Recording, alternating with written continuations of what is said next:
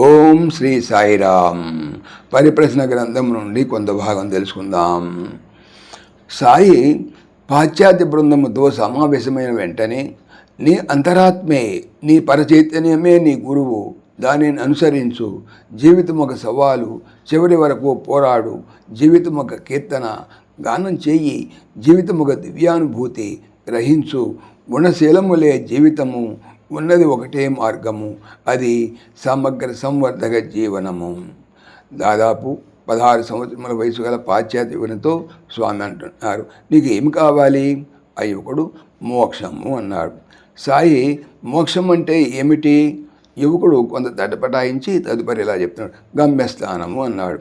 సాయి అమృతత్వము, దాని అర్థము అవినీతిని నిర్మూలించడమే అమృతత్వమునకు మార్గము. నీవు ఎవరివి? బాహ్యముగా కాదు, దేహపరముగా కాదు, విచారణ చేయి. ప్రేమే సర్వస్వము, హృదయ వైశాల్యమే ప్రేమ, స్వార్థరహితమైన ఆత్మ సంబంధమైన ప్రేమ, అహంకారరహితమైన ప్రేమ. మానవులందరూ స్త్రీలే, పురుషులెవరూ లేరు. స్త్రీ అను పదము బలహీనతను సూచించుతున్నది. అబల అంటే బలము లేనిదని అర్థము. బలమనేదే లేదు. మానవులందరూ అంతే. ద్వేషము, క్రోధము, అసూయ, దుఃఖము ఇవి స్త్రీలకు పురుషులకు సమానముగా కలవు. పురుషులు కొంత మెరుగుగా వీటిని నియంత్రించినట్లు బాహ్యమును కనపడును కానీ అంతర్గతమైన సంవేదన ఒకటే. భగవంతుడు ఒక్కడే అన్ని సంవేదనలకు అతీతుడు. మిగిలిన వారందరూ సమానముగా ప్రభావితులవుదురు. భగవంతుడు ఒక్కడే వాస్తవమునకు పురుషుడు. స్త్రీల కళాశాలలో నాటికలో పురుష పాత్రలు ఉండవచ్చును, కానీ ఆ పాత్రధారులు పురుషుల వలె దుస్తులు ధరించిన స్త్రీలే. ఈ ప్రపంచము ఒక స్త్రీల కళాశాల. ఇందు పురుష పాత్రలు కలవు.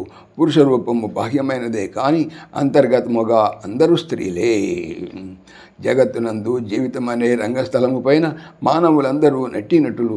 ఒక నటుడు ఒక దృశ్యములో ఒక పాత్రను ధరించవచ్చును, మరొక దృశ్యములో ఇంకొక పాత్రను ధరించవచ్చును. సృష్టి అనగా మార్పునకు లోనగునదని అర్థము. మార్పు చెందినదేదీ లేదు. మార్పునకు లోనగునవి ఆనందమును మార్పు చెందు వ్యక్తులకు ఏ విధముగా చేకూర్చును? నీ ఆనందమునకు శాశ్వతత్వము కలగవలనంటే అది మార్పు చెందని అమృతత్వము ద్వారానే కలుగును. శాస్త్రజ్ఞులు ఈరోజు కొన్ని ప్రయోగములు చేతురు, మరునాటికి అవి పాతబడిపోవును. జగత్తు దాని నదే అధిగమించడం ద్వారా ముందుకు సాగిపోవును. శాస్త్ర విజ్ఞానముకు తెలిసినది ఇంకా తెలుసుకోవలసిన అపరిమితమైన జ్ఞానముతో పోల్చినది స్వల్పము. పరమాణువు లేని పదార్థమే లేదు. పరమాణువులతోనే అన్నీ తయారు చేయబడుతున్నవి. చంద్రుడు కూడా పరమాణువుల సమూహమే. పరమాణువులు చైతన్యవంతమై ఉండును, అవి జడ పదార్థములు కావు. అట్టి పరిస్థితుల్లో చంద్రుని జడ పదార్థముగా భావించేటట్లు విశ్వమంతా పరమాణువుల కారణంగానే చైతన్యముగా ఉన్నది. ఆ శక్తి ఎక్కడి నుండి వస్తున్నది? ఎలక్ట్రాన్లు, న్యూట్రాన్లు, ప్రోటాన్లు. ఈ శాస్త్ర విజ్ఞానమంతా ఎక్కడి నుండి వచ్చినది?